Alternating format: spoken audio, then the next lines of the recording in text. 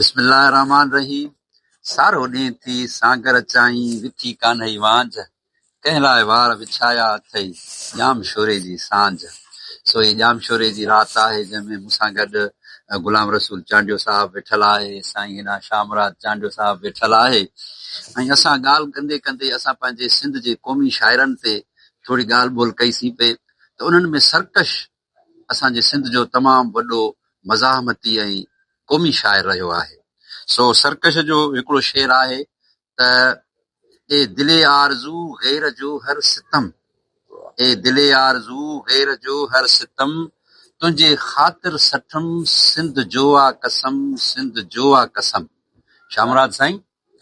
ए दिले आरज़ू गैर जो हर सितम, तुंहिंजे ख़ातिर सठम सिंध जो आ कसम, सिंध जो आ कसम।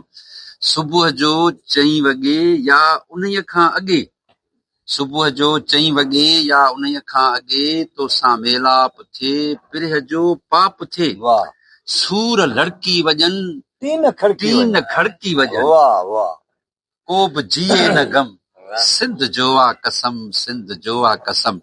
सो उन सरकश सां गुलाम रसूल चांडियो तमामु वेझो रहियो ऐं हुनखे तमामु घणियूं सरकश जूं यादगिरियूं बि हूंदियूं।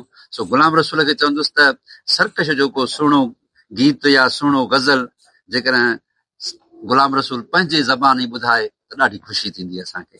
वॾी महिरबानी मोहम्मद अली साईं। असल में सर्कस सां मुंहिंजो तालुक तक़रीबन 25 साल रहियो। आउं भायां थो त 94-95 वारे दौर में असांजे तालुक जी इब्तिदा थी ऐं पोइ हुनजे वफ़ात ताईं इहो सिलसिलो असांजो जारी रहियो। हुन जा जेके इब्तिदाई किताब हुआ अमुन आब हयात ऐं ॿियो प्यार ऐं आज़ादी छपिया हुआ।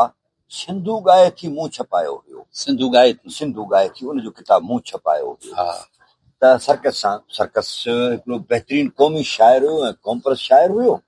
सो उन जा ॿ टे बंद मूंखे सॼो त यादि कोन्हे, पर ॿ टे बंद यादि अचनि था त ज़िंदगी ऐं मौत ॿई शानाए था। वाह वाह। ज़िंदगी मौत ॿई शानाए था, हर घड़ी सरकश बणाए घार जा, तूं सवे लिया भितिन ते ॿार जा। वाह वाह। गीत आज़ादीअ जा गूंजन जीअं ई। वाह वाह। गीत हाणे ॾिसो कमाल हुनजो तख़युल ॾिसो त किथे बीठो आहे।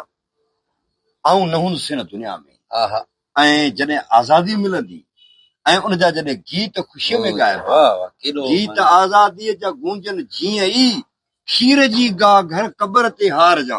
वाह साईं वाह। तूं सवे लिया भितिन ते ॿार जा। रिगो अथसि, पर ॿियो वरी जेको प्यार ऐं आज़ादी में हिकिड़ो अथसि जंहिंजो उनवान ई प्यार ऐं आज़ादी केरु न चाहींदो, बोसो ऐं भाकी केरु न चाहींदो। वाह साईं वाह।